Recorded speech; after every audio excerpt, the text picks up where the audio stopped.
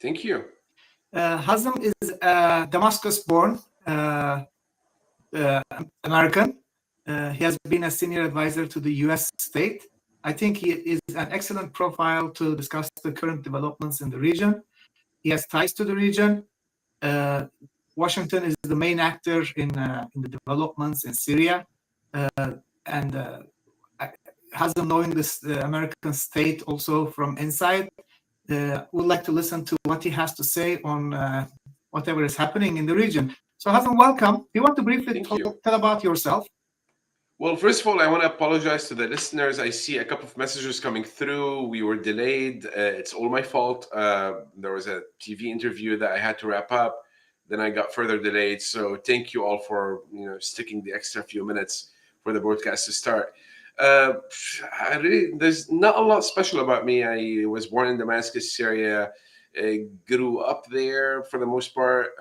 Came to the U.S. after high school. My parents were American citizens, so the transition was pretty seamless.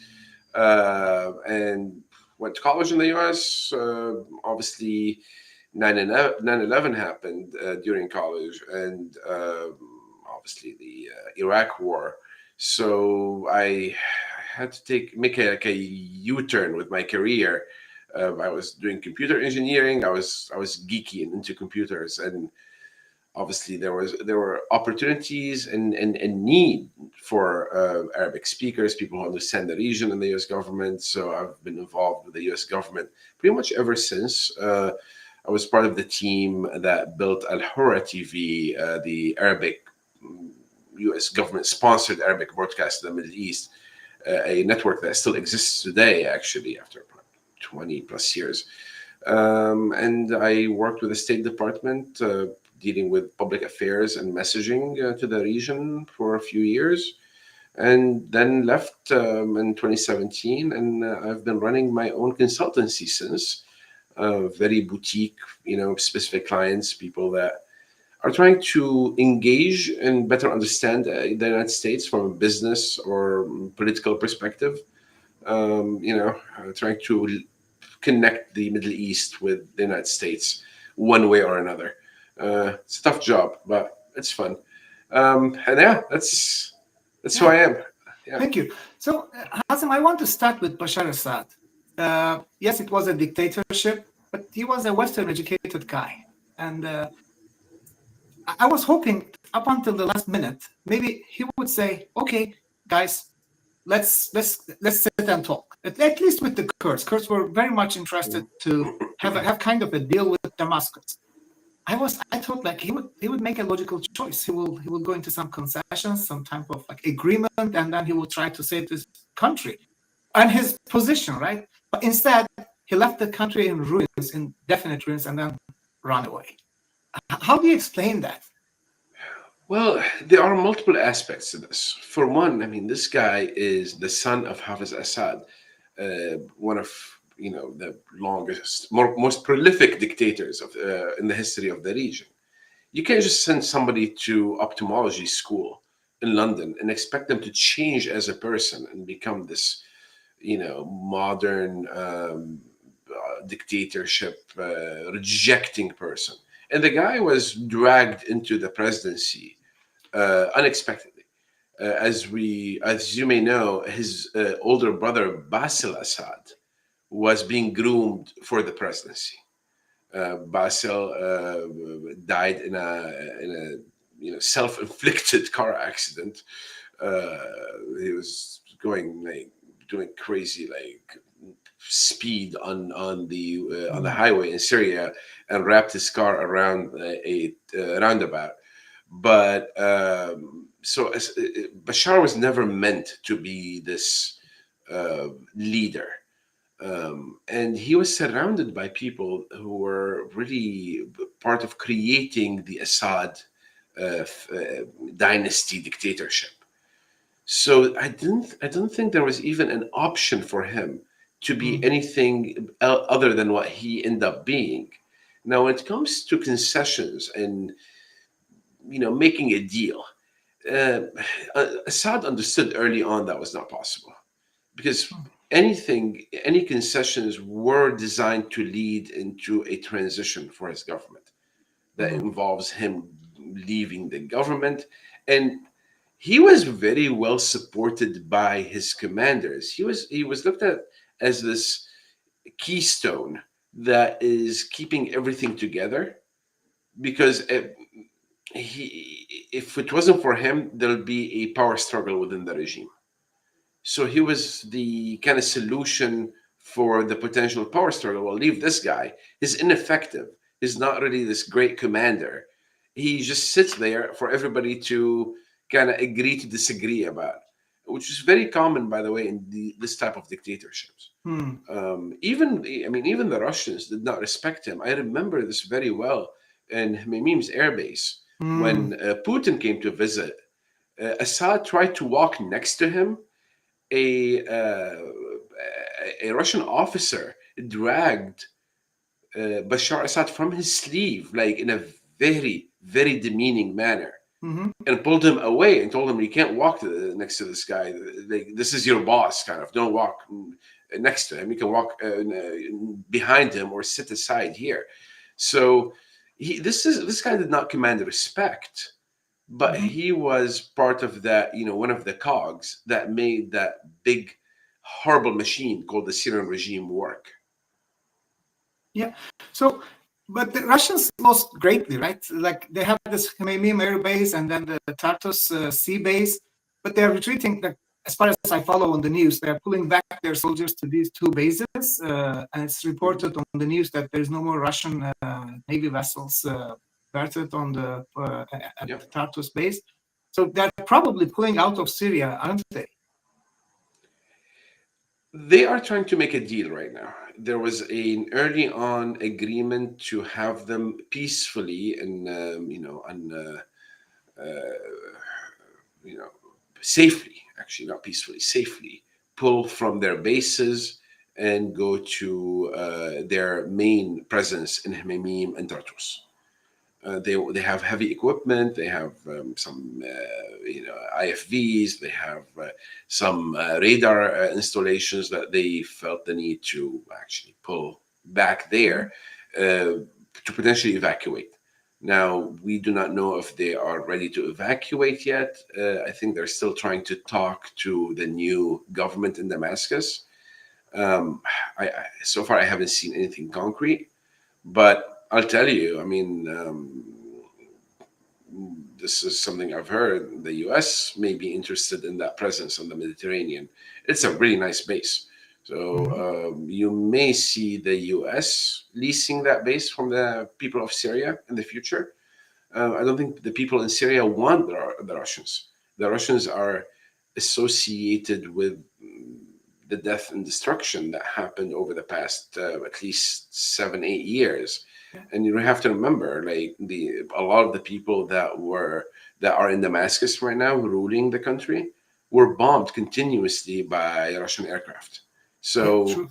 it's going to be hard to convince these people, like, hey, let's go back and make friends with Russia. At least, the Russians, as a first step, may need to send Bashar Assad back for a fair trial. Correct. So speaking of the Syrians, now I don't know what type of Syrian profile we're talking about, right? Like when there was a regime before 2011, we could say, okay, this is the regime and they're in charge of the country and they call the shots.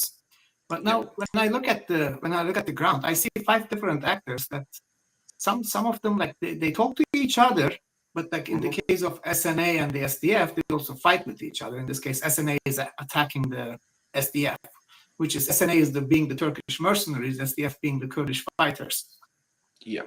mainly So Kurdish. So we have HDS, it's a coalition. That is the one that we see on the news.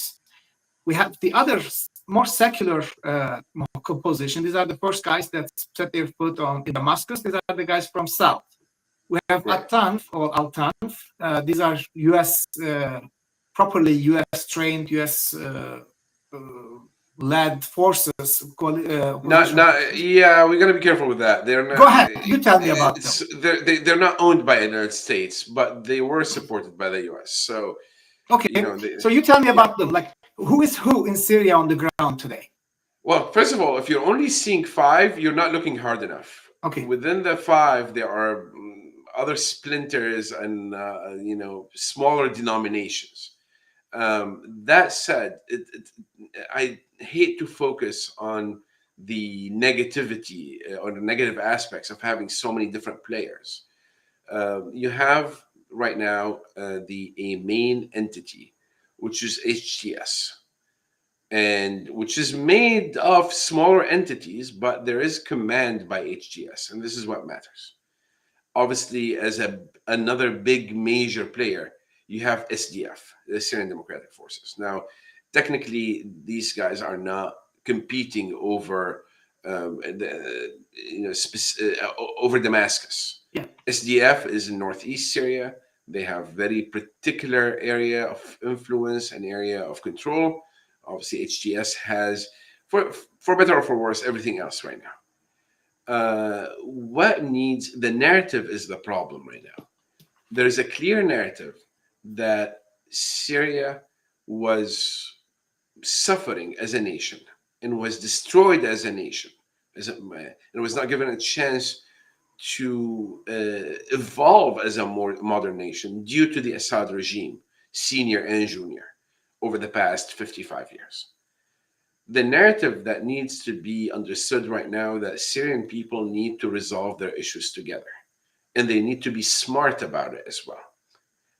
The idea that Turkey wants the SNA to go attack Kurds fails in this. If you come with a mindset that it's a Syrian problem with Syrian solutions, not a Turkish, what's happening in Syria should not be a Turkish problem. And that's what Turkey is trying to do. And Turkey has friends within the SNA specifically. HTS doesn't seem to be the case. There were concerns the first couple of days. Hey, this is all Turkey. Well, HTS is saying Turkey has nothing to do with this. And we do not, and I think the head of intelligence was in Damascus a couple of days ago, I think trying to make friends. So again, it's a problem of narrative at this point. As long as we stick to a clear narrative that this is a Syrian problem and that Syrian people need to sit together and address it, and any external influence. Now, there can be facilitation by the United States, right? The US can help the Kurds and HTS sit together. Sure, there's no harm in that. But for the Turkish obsession in the Kurdish issue to influence what's happening inside Syria, that is a big problem, and that is a huge danger to the transition in Syria. Well, and also, if I may add, there's lack of creativity here. Everybody's talking right now about oil revenue. Most of the oil fields are in northeast Syria under SDF control. And SDF and the SDC are funded through these oil fields. Great. But these are, people think that, and unfortunately, the Syrian people think it's like small Texas out up in northeast. It's not. It's not. It's not a huge operation. There isn't that much oil to begin with, and the wells need to be reworked. There's a process in the oil industry. It's a costly process. It's not a cheap process. But let's look at the opportunity here. There's an opportunity to rework the wells, improve production, but also engage in processing, refining, and petrochemicals. If that happens, then all of a sudden, that small cake that is not enough to feed anybody right now, it'll become bigger, and more people will benefit. So we need to also, and we're looking for some creative thinking in that region, instead of oh my God, give me oil. Oh my God, no, I'm not going to give you oil.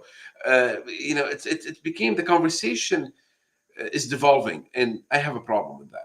Yeah. So going back to foreign influence, which is basically mainly Turkey, right? And the Turkish intelligence chief was in Damascus. He was the passenger, and the driver was Al-Julani. How was that? This is culturally not uncommon, and Julani wants to look like the people person. So he's not going to sit behind in a stretched limo while a driver drives me around. So there's something very natural about this. That you're my guest, I'll drive you around. Funny enough, Bashar Assad used to do that as well. It's not it's a cult it's something culturally not uncommon for Arab people to do that. To But for Turkish and Kurdish people, that meant they're pretty much in bed with each other. No, they didn't go on a date. It was still an official visit, but obviously, here's the thing. I mean, people need to understand this. Syria needs aid immediately and needs support immediately, and people, are very hopeful today. But this is a very uneasy hope. Within a week or two, fuel reserves will start getting depleted. Foreign currency will start getting depleted, and people will start feeling it. So the command in Damascus right now, the new government, is looking for options, not only to deploy resources quickly, but also to maintain hope, saying, "Hey, businesses are being built. Excuse the dust, but we are building, and we're doing things, and we're making deals." In a perfect scenario, these deals will be done with Europe, with the European Union, with the United States, with countries that have always been supportive of Syria, and they do not have, as much as people like to claim, they don't have a hostile agenda towards the Syrian people, or even an agenda to use the Syrian people. However, there are many reasons, we can go through that during the conversation, why the US and Europe cannot deploy that quickly. So we understand that there needs to be something happening, especially on the aid and reconstruction fronts. But the only options right now are a few Arab countries and Turkey. It's unless you want to bring Iran and Russia back, and nobody's interested in that. So Turkey has a big role. It's a neighboring country too. But then, Hazem, being a Kurd from Turkey, I know the Turkish agenda in Syria. It was never Kurds, actually. When they were supporting all the opposition, including ISIS, their main purpose was to actually annex Syria. If they cannot annex, then install a puppet government in Damascus. And why they discontinued that? Because they have seen that whatever they're causing in Syria helps the Kurds to have their autonomy, which Turks don't accept it because of the racist structure of their state. But so they changed their agenda. Instead of installing a puppet government or annexing Syria altogether, they shifted their focus on the Kurds not getting any ground, any autonomy, and self-rule. But now the situation has changed. They're back in Damascus. They haven't forgotten their Kurdish agenda. They're attacking the Kurds. This is through SNA. But Turkish interest in Damascus is to annex it. If they cannot, they want to have a puppet government. If not puppet, a very friendly government. So you're making the Turks' job so easy for them. It's not. It's not. Why is it not? The whole world is looking at Syria right now. Like the global conversation is revolving around Syria. Everybody keeping an eye on what's happening. I mean, Jolani is seen with the head of Turkish intelligence. Now the whole world is talking about it and discussing it. And what were they doing? Why were they doing it? Etc. But now, forget the international community. The Syrian people have the same shared concerns. The Syrian people do not want more fights or wars or internal struggles. The Syrian people want something very specific. And also, after being or feeling as puppets to the Iranians, to the Russians for so many years, they're not looking to switch puppeteers. They're looking for a true independence and sovereignty, something that Syrians haven't had in decades. I mean, during the Cold War, Russia, Soviets were in control. At some point, technically, even the Palestinian narrative was controlling a lot of the foreign policy in Syria. Obviously, the Turkish narrative was a thing in the 90s, if you remember, with they cut off the water on Syria, and got Abdullah Öcalan in exchange of that, and they got recognition of Hatay, or what's called Iskandaron in Syria. which is where I'm from. Yeah, there's so much external intervention in Syria that was always negative and always had a negative effect on the Syrian people. I think the Syrian people are not looking for more of the same at this point, and they are holding the government accountable right now. After 55 years, I know the Syrian people. They're not easy to deal with, and after 55 years of suffering, they want to go and suffer under a new umbrella.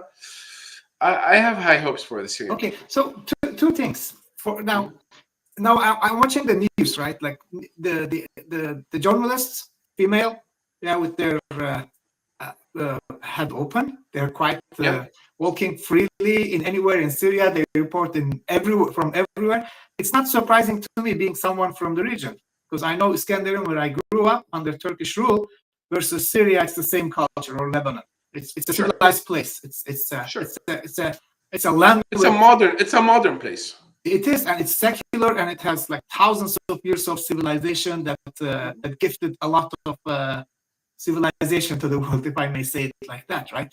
Syria is not a savage country. Syrian people are not savages; they're very civilized.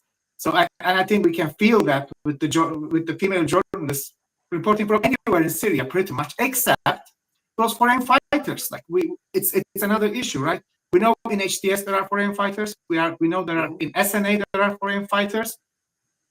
How are these seen? Because they are there for Sharia or mercenaries in the Turkish case, but some are from Central Asia. What's their role there? And second, I hear more and more on internet, Turkish propaganda gets hold. People who don't know the region talk about the region instead of seeing the Sharia fighters inside HTS or SNA. They are talking about SDF not being local. And that sounds a bit weird to me, because to my knowledge, SDF was always for a democratic federal Syria. They were never talking about independence, although I would want that, but they never said that, right? Yes, they had support from Kurds from different parts of Kurdistan, but I think not as much as you'd think. Not as much. So would you want to comment on that? Like the local Syrians versus these foreign actors versus the Turkish agenda? Mm-hmm. Well, okay, there are so many questions here. So let me try to unpack them. Regarding the foreign fighters, yes, they are foreign fighters, but it's not hundreds of thousands of foreign fighters. It's hundreds. You know, I don't. Nobody has actual final numbers, but you have some Uyghurs from China. You have Dagestani or Dagis from Dagestan, Chechens, etc. But we're not talking about this insane number of people that is completely out of control and cannot be controlled. So it's been a week. Everybody, cool it down. It's being looked into. If I know about it and you know about it, people who are communicating with the new government in Syria also know about it, and they're expecting ideas and solutions regarding the foreign fighter potential problem. We haven't seen them as a problem yet. Their diction is not great, but they haven't been able to translate that diction into actions, because they know. I mean, like, they do not. They'll be ejected immediately. I mean, there's a new feeling in the air, even among these fighters, that came with their own concept of what's going to happen next. But now they're being faced with the reality that what's going to happen next is going to be decided by certain leadership, not by the average run-of-the-mill foreign fighter who came and, as a soldier of fortune to Syria. Yeah. So this is important. Regarding the Kurds, okay, we can go back, 100 years and talk about, how the region was split and how the Kurds never had, even though they were like a major ethnic group, they never received their own country. We can talk about why, we can talk about the mistakes, but I don't think that's going to help anybody today. So let's skip to 2024 and look at the situation right now. Kurds in Syria are very independent. Like, they're not, as much as Turkey would like, or the Turkish government would like to tell you, like, they are so well connected to Kirkuk or to Erbil, or that's not the case. That is not the case. Now, there is sympathy with the PKK, because for years and years, that is the only thing that the Kurdish people knew as a party fighting for the Kurdish issues. This is, it should not be, and there's a generational gap there. I don't want to talk on behalf or get ahead of the Kurds, but from what I've known from my contacts, if you're over a certain age, you're a PKK at least friend, because that's all you grew up with. Mm-hmm. But if you're the younger generation, you're looking at other options and what is happening and what you were part of making happen, whether it's the SDC, SDF, YPG. We can go into all that. It gets complicated. But there's a new narrative emerging among the Kurds regarding who they are. However, nobody can disagree that the Kurdish people are from that region. Yeah. If you look at the historic maps, these also, are not people that Turks landed from outer space. Turks are trying to shift the focus from the Kurdish issue, from the global Kurdish issue. Kurds are the biggest people without a state of their own. Kurds are local. I'm Kurdish. We are local. We haven't come from anywhere. It's like we're very much the people of that land that everyone calls Kurdistan except the Kurds. So when you say Kurds in Syria, Kurds in Rojava are not from Syria, then where are they from? In Turkey, and I don't want to discuss too much about that, Kurds are not even recognized as a people. Kurdish language is still pretty much forbidden. There's not a single Kurdish, there's not a single school educated in Kurdish for about 20 million Kurds. Kurds cannot register their children with their Kurdish names. All of that. You can talk about oppression, about Turkish oppression of the Kurdish people. I can sit and talk about the Syrian oppression of the Kurdish people. Celebrating Nowruz, the New Year, by lighting a fire, will land you in jail in Syria for the longest time. Yes. And this is exactly the narrative I want to focus on. If there is any animosity between the Kurdish people and the non-Kurdish people in Syria, whomever they may be, if there is any hatred, any misconceptions, these were propagated by the Syrian regime. The Syrian regime, this by admission, is a Ba'athist, Arab, chauvinist regime. They named Syria the Syrian Arab Republic. Mm-hmm. So they kind of, which says if you're not ethnically Arab, this is not your republic. So let us all remember. Same goes for Turkey. It's a Turkish republic. I cannot talk much about Turkey. The nuances and complexities of Turkey is way beyond my grasp. Yeah. Okay. But I'll tell you about Syria. This is the narrative we need to focus on. That the Syrian regime has been instrumental in sowing hatred among Syrian people. And this is what we need to fight. We don't need to fight the Kurds.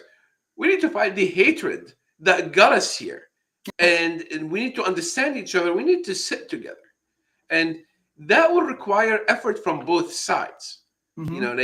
Even if you're the party, the bereaved party, you still need to take action to get your rights back. I get it. It's not the greatest thing in the world, but it's a smart thing to do. Yeah, I think the point I wanted to make is the Kurds in Syria are part of a global, wider Kurdish issue. The Kurdish population in Syria is very little compared to Kurds in the region, in Kurdistan. And it's a part of Kurdish issue that is in Syria that we're talking about. And Turks are attacking this because they also attack the Kurds in Turkey. But let's go back to Syria. So I thank you very much for wrapping up pretty much what's going on in Syria. And I think whatever development is going to happen, the will of the Syrian people is to have it in a civilized way, in discussion, not fighting with each other, not killing with each other. But there are lots of fears, especially the Alawites. I hear that, I watched on the news, that they are immigrating to Lebanon. I'm not sure if this is a big part of the population, but they're afraid about what's going to happen. But then we have, I think, when we talk about what's happening in Syria, yes, there was a dictatorship there, but there was also the regional actors and their agenda. We talked about Turkey, we mentioned Iran. But so there's this big global power play happening in in Syria. And the biggest power in the world is obviously the USA. Now, there's going to be a new Trump presidency, and Trump's election campaign was going to pull out of Syria. Can he? Will he? And how can this have influence on anything? And also, there is the issue of Israel, right? Listen, the issue of pullout from Syria is a very manufactured political issue. Obviously, there's no immediate threat today from what we see. Actually, there's much less of a threat today for the US troops in Syria than there was a week ago. The Iranian forces were threatening the US forces. Now, these Iranian forces are pulling out. And they, for the most part, they pulled out to Iraq. So it's 900 soldiers. Again, this is not millions of, thousands of troops. This is not a massive operation that, always made sense. It has two roles right now. Let me be very clear. In the US, we have a brotherhood in arms with our Kurdish partners, with the SDF. Like, we fought together. There's no mistake in that. We fought together. We continued to fight together for years after the defeat of ISIS. We continue to fight ISIS, technically. So we cannot just turn our back on brothers in arms. This is something the US should not do, and, in my opinion, would not do. Not because we're such great and lovely people, but because we haven't really had a lot of serious military partners, or partners who are willing to fight in the past, the way the Kurds fought in Syria. So there's benefit in not abandoning the Kurds in northeast Syria. The other problem is obviously Al-Hol camp and the other ISIS detention camps. Well, we're going to go with these people. I mean, if you release these people from these camps, or some other power comes in or force comes in and releases, they're going to blow up like a piñata in Syria. And it's not like we're talking about hundreds of people. How big is the camp? I don't know the final numbers, but it's in the thousands. And this is I hear it's like 40 to 50,000. It's like a town. It's a country. It's like, I don't know who's left. I don't know, but again, thousands to tens of thousands. That blows up. It's not good for Syria. It's not good for anybody, including Turkey, by the way. I mean, it's not going to bring back ISIS to what it used to be, but it's going to cause enough problems for us to have a bad time. So, and honestly, and a final point, the US always enjoyed foreign presence and a network of bases in the region. Presence in Syria, the whole conversation that we talked about pulling out of Syria was under the through the lens of the Syrian regime being there. Now there's a new reality as well that needs to reboot that conversation within that new reality. We can't just say we talked about pulling from Syria 6 months ago. Now we have to do it. There's no obligation here. We need to be smart about these things. This is not a political issue. It's a very technical issue in Syria. Yeah. It's a security concern. And I want people also to stop looking at the challenges and look at the opportunities. We're capitalists through and through in the United States. I mean, we kind of invented capitalism, modern capitalism. So we need to be capitalistic about looking at Syria as what opportunity are we missing here, and how do we achieve it? And would retention of troops help or hurt that? We need to think about this. Trump needs to think about Syria in Trump way. And we hope he does. Mm-hmm. Yeah, good. So how about Israel? Israel has taken some of the hills on the south. They say it's for the protection of Israel. And also, I think it's to keep an eye on Damascus. And there's also talk about the Druze that the talk was before whatever happened in the last 2 weeks in Syria, that there's an interest from Israel about the Druze region in southwest of Syria. Sure. So what's Israel doing, and how about the Druze? Okay, So what Israel is doing is interesting. Israel also is so used to looking at Syria from a security and defense lens. I hope they're not going to miss the opportunity as well. I think there is tangible opportunity for peace, and I'm not only hearing that from the new Syrian command or leadership, but also from the Syrian people, especially the younger generation, 40 and under, and this is the majority of the population. Oh man, I've never seen people so comfortable talking about Israel. By the way, while Israel is technically invading Syria, there was an incursion. I mean, some people are calling it an invasion. It's troop movement into your territory. They went into your land, and they're bombing. 120 sorties a day. Think over like 3 days or like 410 sorties. And you still hear the Syrian people is like, oh, good riddance with the weapons. We don't need them. We're trying to build the country. Why would we need weapons anyways? We don't want to fight anybody. We want peace.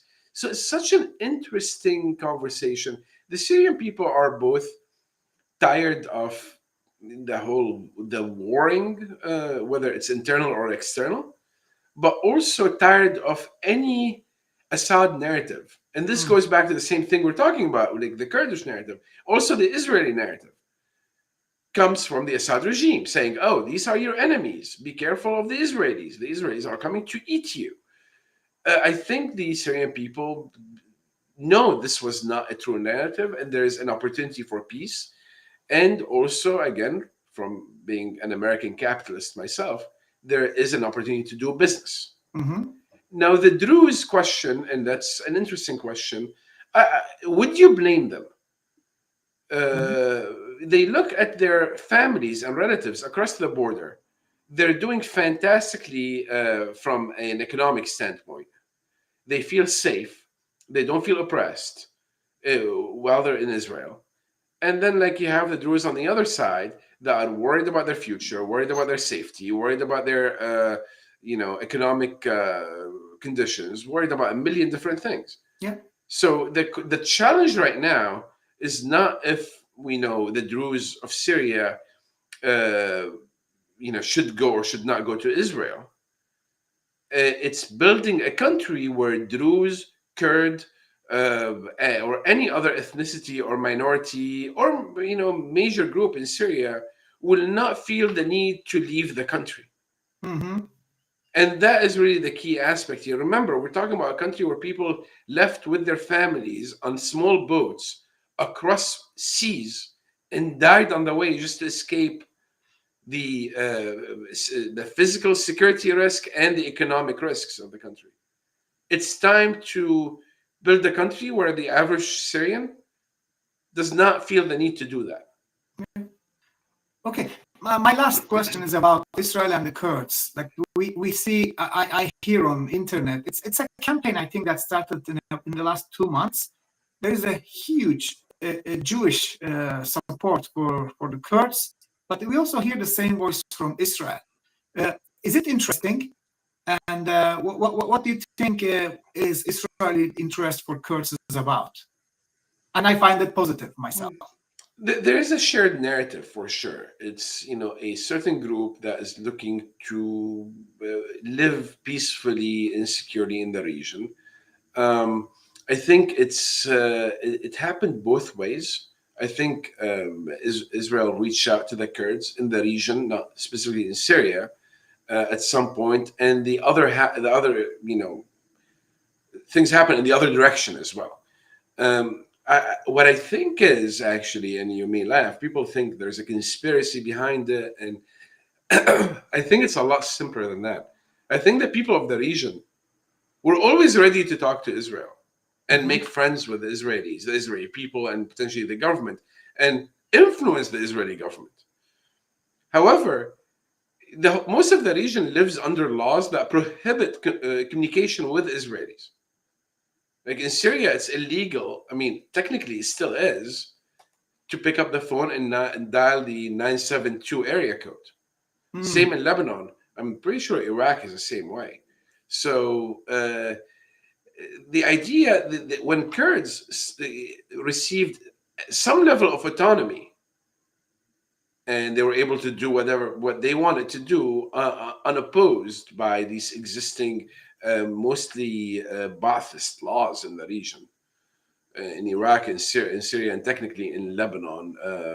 They were influenced by that Ba'athist movement when it comes to Israel. Um, Whenever you're not living under these laws, you pick up the phone and call Israel and have a conversation. This is a neighboring country. This is not something in a distant planet or a different continent. There's a border between, like, Damascus to the city to the Israeli borders is 20 kilometers, 30 kilometers, something along those lines. Like, we need to be very clear on the opportunity here. Mm-hmm. And the lack of conspiracy, because who was spreading conspiracy theories? The regime, the Assad regime. So let's look at, I think we need, like, everybody needs to, like, wake up with a positive outlook to the region for one day and see how things go, because there are fantastic opportunities right now. Okay. There are Thank you, fantastic. Hazem. If you have anything to add, please do so. Yeah. And nothing on my end. I see questions. I'm new to this application you're using, so I'm, like, a bit confused by it. So tell me if you have any questions from the audience. Anybody wants to talk about anything specific As in I the said, few I'm minutes quite left new for to us? that. So they talk about Afrin, which the Turks basically invaded through their mercenaries, and then there are other regions in the north. Turks have basically annexed these parts, like it's ruled by Turkish governors. Well, this is a very important question. This is a very important point with Afrin. I have friends from Afrin. Oh. So I understand, like, I have friends who lost their homes, who grew up in Afrin. But this is something very important, and very important for the Kurdish people to do. We hear a lot about Israel coming in a few kilometers, not even, like a little strip of land, into Syria. Well, not a lot of people talking about the Turkish occupation of vast land in northeast and northwest Syria. Like, there is significant land historically, by the way, and we spoke about Hatay, and currently with Afrin and other strips of land that Turkey has full control over. So we want to talk occupation of territory. Let's talk about everybody. I think Syrian people want their land back for sure, but I think that needs to be we cannot talk about Israel but not talk about Turkey. It's important to address this, the whole Syrian sovereignty as a big package. Yeah. So Turks, like, just funny enough, like, it doesn't sound real, but it's very real. The Turks have basically uprooted olive trees. They moved these trees from Afrin to Turkey. They did the same for factories, manufacturing plants in Aleppo. They have basically dismantled whole factories, carried them to Turkey, reinstalled in Turkey. So, like, you moved whole factories to Turkey. You stole trees. Like, they stole trees. It's really petty, but that's what Turkey is doing. And for the population, they're distributing them Turkish IDs. They are part of Turkish registry. Their electricity comes from Turkey. They pay their bills to Turkey. It's like the Turkish appointed governors. They are using Turkish lira. It's basically like post office. If you want to send a card, it goes through the Turkish post office. It's registered in Turkey. It's an occupation. It's an occupation. But if anything that was stolen, whether it's agriculture, equipment, factories, etc., I really highly encourage people from Afrin to keep track of their, what's missing, because it may take a while, but there are international processes for these things. Country going into another country for security purposes is one story. People uprooting trees, and I cannot verify all these things because, again, it's not my job to verify it. But when the parties that verify and the judicial and legal aspects of this are very interesting and very important. Yeah. Thank you very much, Hazem. Very nice to have Thank you, and you. I hope to have you again in the future. Absolutely.